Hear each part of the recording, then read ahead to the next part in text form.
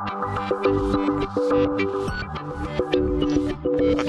hello and thank you for joining us. Today we're going to be talking about ECM and cloud. Joining me today are Wally Bateau, Director of Software as a Service for Pyramid Solutions, and David Caldera, the Director of Products and Strategy for ECM at IBM. And I'm Noah Cutler. I'm a Market Segment Manager for ECM at IBM.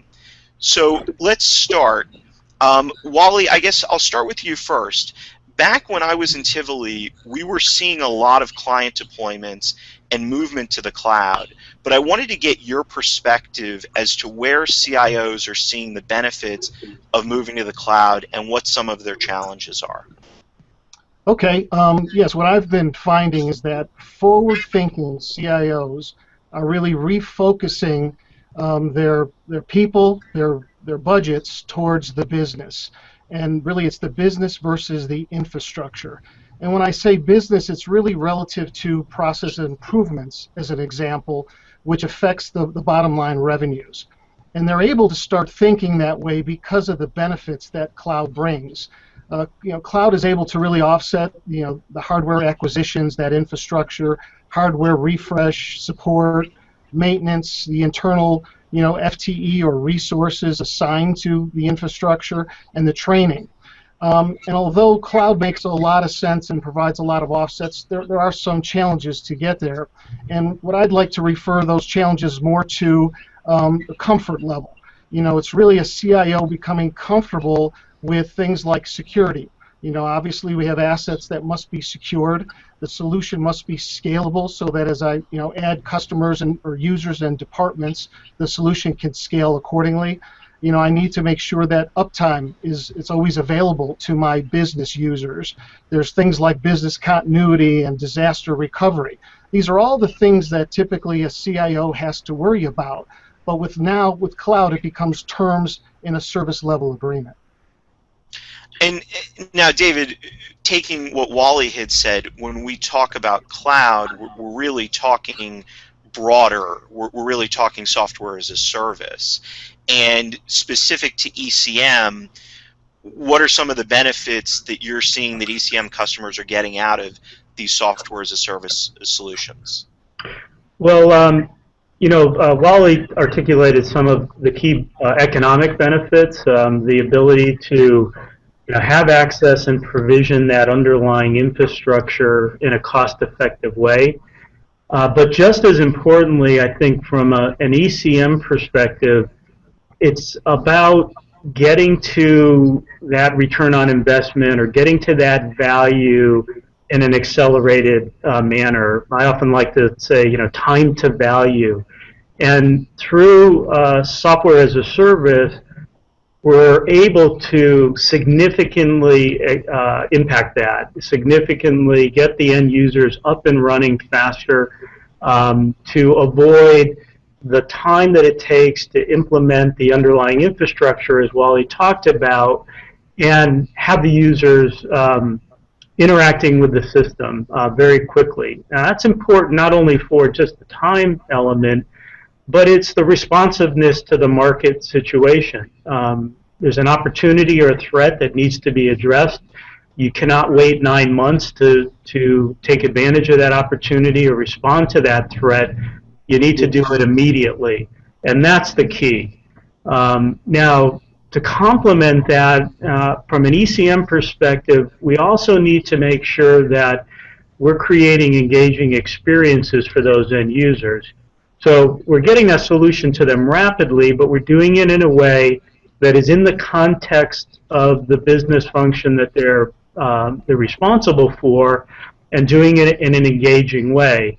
And that leads to some other very important attributes in terms of fitting into their business process, integrating to the rest of their systems.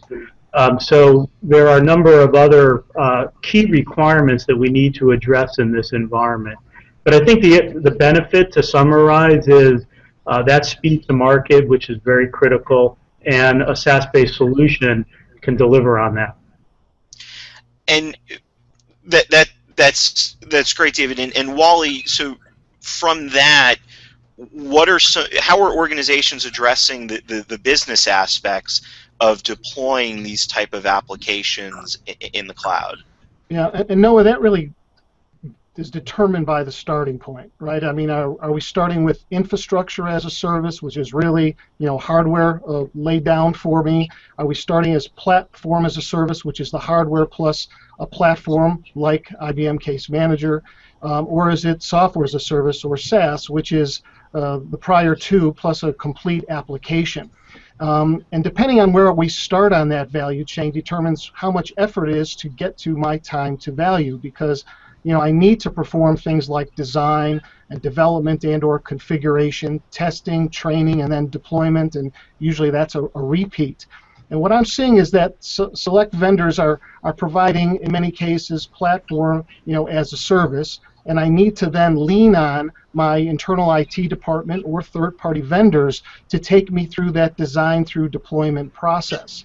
Now, I'm also starting to see some niche vendors begin to move that needle, and we're starting to move a little bit from platform as a service towards software as a service, where we're improving the configurability capabilities by the customer, and we're improving that time to value.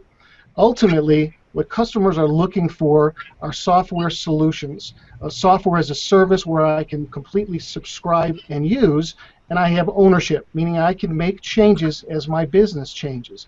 And we're looking for really a myriad of solutions that you'll find, really on the middle tier companies who have, very constrained IT budgets, where it's not just your lifeblood applications like, claims processing, loan origination, to name a few, but it's also some of the back office types of activities like customer or HR onboarding, expense management, accounts payable. All of those departments have real pain points that need to be addressed. And so, again, really, customers are really vying for a complete software as a service, subscribe and use, ownership where I can make changes as the customer. But really today, those solutions, particularly around Case Manager, have been non-existent until really today with our offering. And so, Wally, what you're saying, and David, maybe you could speak to this, is they want almost the best of both worlds. That they want the flexibility that they have currently, but they want that service, payable as a software as a service. But David, what are some of the challenges that you see them having to get this? Well, I think you made a good point in terms of wanting best of both worlds, and it's critical for us to really understand the customer's requirements and what they're trying to achieve. Wally mentioned a couple of business problems that might be addressed through a basic commodity type solution, and it's all about cost, it's all about speed, and if you're managing sales leads, or you're handling expense reports, or some other back office function that it doesn't really differentiate you or create competitive advantage in the market, you want to use an inexpensive commodity type solution delivered as a utility through SaaS, and have that as a backbone for your business efficiently. When you get into some mission critical business problems, solutions that run your core business, Wally mentioned a few in the ECM space, where content is an essential information asset as part of decision making. It's used to help differentiate the customer in the market. I think of problems like customer onboarding, where customers want to get engaged with a business very quickly, very efficiently, provide just the right information to get their account set up. And if I create an environment in which I can easily do business with a company, I have a competitive advantage. So offering a solution that can impact that particular example, and we could draw on others, requires potentially a sophisticated solution. You need to integrate to other systems, for example. They may be behind the customer's firewall, and providing flexible ways to perform that integration is critical. the customer's information may be a concern. I think Wally alluded to that. What is the security? What are the information handling techniques that we're using? I've seen many customers who want to retain that information, again, behind their firewall. So providing a hybrid solution that combines the information and systems you're integrating with that are under the protection of the enterprise, but delivering that end-user experience and software application out through a cloud infrastructure is important. So to get there, from an ECM perspective, we're looking at a broad set of options for customers.